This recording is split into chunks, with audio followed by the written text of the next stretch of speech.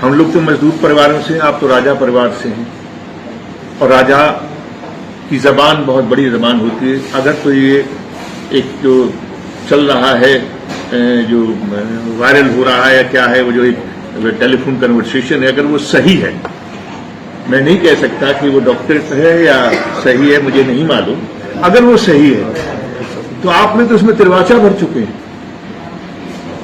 अगर राजा के मुंह से निकला हुआ कोई शब्द है तो वो तो वचन की तरह से होता है, और आपने तिरवाचा दिए कि समझ लो ये तो भाई हॉस्पिटल तो बन गया।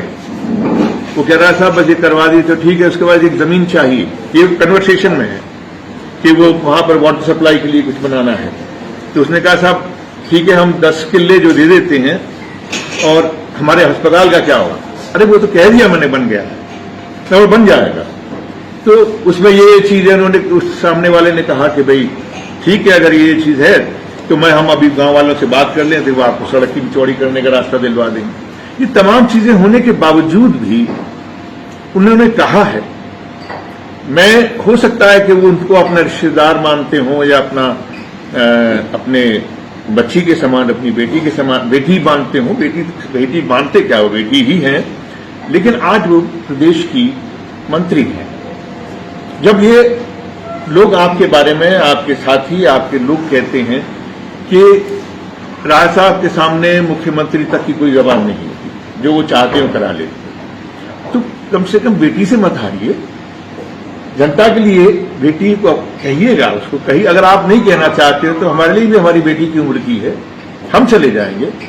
लेकिन अस्पताल का जो कंफ्यूजन क्रिएट कर दिया गया है, अभी 18 सेक्टर में बनेगा, शहबाजपुर खालसा में बनेगा, जो है स्वराज में बनेगा, या भगवानपुर रामगढ़ में बनेगा। कम से कम इन लोगों से आपने वचन दिया है, उन्होंने आपको 10 के लिए जमीन दी है, उनकी वचनबद्धता होनी चाहिए। कम से कम उनसे बात तो कीजिए, उनसे मिलिए तो सही। मैं आज गया था इस गांव में, राम मेहर सिंह जी के निधन के बाद में उनको श्रद्धांजलि देने के लिए, जैसे ही मुझे पता लगा, वहां पर आज ये लोग यात्रा कर रहे हैं। मैं यात्रा में उनको साधुवाद कहा और मैं चला आया, क्योंकि मैं पुरसे में गया था, मैं वहां पर फिर नहीं गया था। मेरा मानना यह है कि ये जिद का विषय नहीं होना चाहिए अस्पताल में।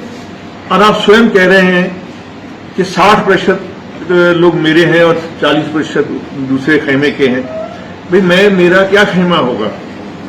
मैं कोई युद्ध करने नहीं गया था, मेरा आपसे कोई युद्ध नहीं। मैंने हमेशा आपको मित्र कहा, आज भी कहता हूं, आप मेरे सांसद हैं। आज जीता कोई, हारा कोई, उससे क्या मेरे आप दुश्मन तो हो नहीं सकते। आप मेरे सांसद हैं, तो मैं आपसे इस बात का निवेदन करता हूं कि हमारे साथियों ने अगर किसी ने कोई गलती की है, मैं उनकी गलती मैं माफी मांग देता हूं, लेकिन कम से कम अस्पताल तो दीजिए। आप किस जिद में बैठे हैं? ये कोई जिद आम आदमी से थोड़ी होती है। ये जिद कोई ऐसे लोगों से होती थोड़ी है कि जिनके पास हथियार 5 साल के बाद में आएगा। चुनाव 5 साल तक आप जो आनंद लेंगे और 5 साल के बाद उनके पास में हथियार हो आता है, वो आपको देते। मुझे आप ये बताइए, पूरे गुड़गांव क्षेत्र के अंदर सांसद महोदय, कौन सा ऐसा बूथ है जहां लोगों ने मुझे वोट नहीं दिया? तो मैं ये कह दूं कि साहब मैं उस बूथ पे 500 मिले, उन 500 लोगों के लिए काम करूंगा? नहीं। जिस गांव ने, जिस बूथ ने मुझे अपना माना है, मैं उसके लिए हूं। मैं हारा हुआ हूं या जीता हुआ आप हैं, लेकिन हम दोनों का फर्ज ये बनता है कि हम इस विवाद को न लेके चले। ये जनता के लिए, ये 60 लोग भी उसका इस्तेमाल करेंगे। 60 ही नहीं बल्कि रेवाड़ी से भी लोग आएंगे और भी कहीं से आएंगे।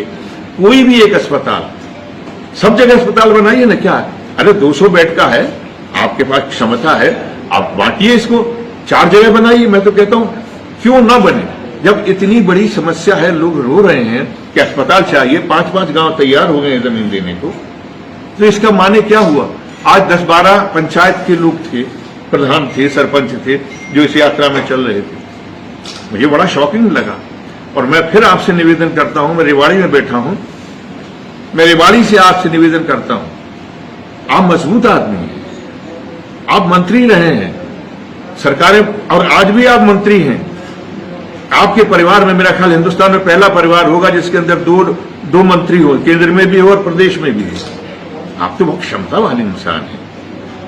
आपकी क्षमता के आगे अगर आप मुझे किसी अपने कारिंदे से कहलवा दीजिएगा कि आपसे मुझे कब मिलना है, या आप जो है हमारी स्वास्थ्य मंत्री जी से मुझे वक्त दिला दीजिएगा, मिल लूंगा। क्यों नहीं मिलूंगा भाई, मेरे अपने क्षेत्र के लोगों के लिए मैं मिलूंगा। मैं उनसे गुहार करूंगा कि आप यहां पर रेवाड़ी के अस्पताल को ठीक कीजिए। रेवाड़ी शहर के अंदर आप फैसला ही कर रहे हैं अभी 18 सेक्टर में देंगे या 13 सेक्टर में देंगे।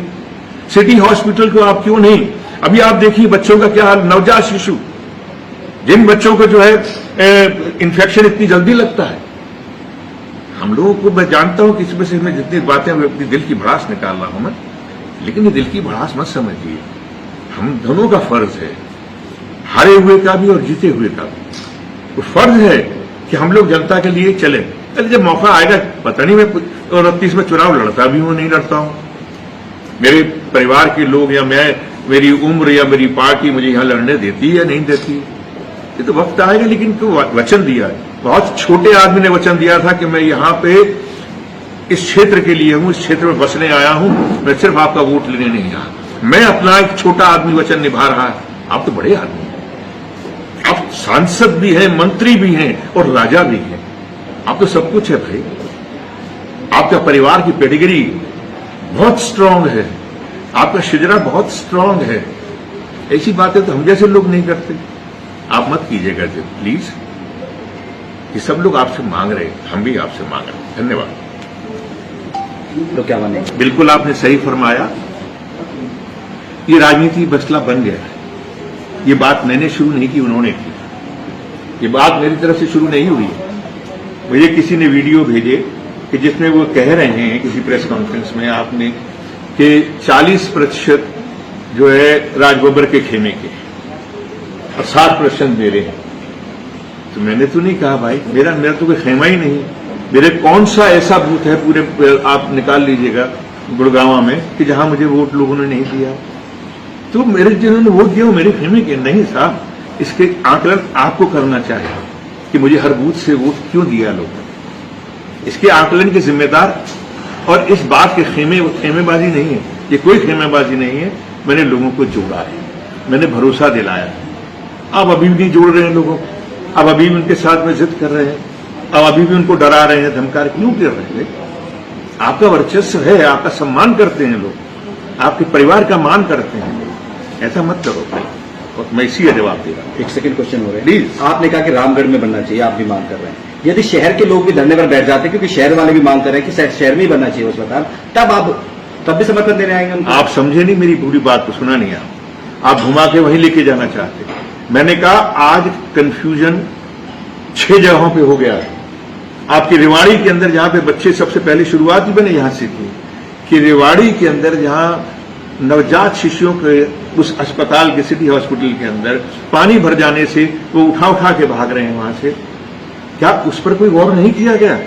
आपने और कंफ्यूजन क्रिएट कर दिया यहां पे कि शाहजहांपुर, शहबाजपुर, खालसा और शिवराज में और रामगढ़ में, रामगढ़ भगवानपुर में और जो है वहां क्या गोकुलगढ़ में। आप क्या सब जगह बनाने वाले क्यों कंफ्यूजन कर रहे हैं भाई? 18 सेक्टर में क्यों कंफ्यूजन कर रहे हैं? अरे सब जगह बनाओ ना, आपके पास क्षमता है।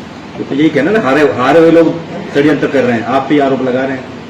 मैं इसीलिए तो आप बता, मैं आपसे हाथ जोड़ के बात की है पूरी, आप इसमें मैंने इस प्रेस कॉन्फ्रेंस के अंदर मैंने कोई उनसे अदावत नहीं की, मैं उनसे कोई बैतबाजी करने नहीं आया हूं, मैं कोई टाल ठोकने नहीं आया हूं। मैं तो उनसे ये कहने के लिए आया, देखिए आप मेरे भी सांसद हैं भाई। मैं ये तो नहीं कहूंगा कि आप मेरे सांसद नहीं, क्यों नहीं, मेरे क्षेत्र के सांसद हैं आप। अरे पार्टी दूसरी हो सकती है, आप मेरे देश के मंत्री हैं भाई। आपके परिवार में से जो है वो जो आपकी सुपुत्री हैं वो मेरे प्रदेश की स्वास्थ्य मंत्री हैं।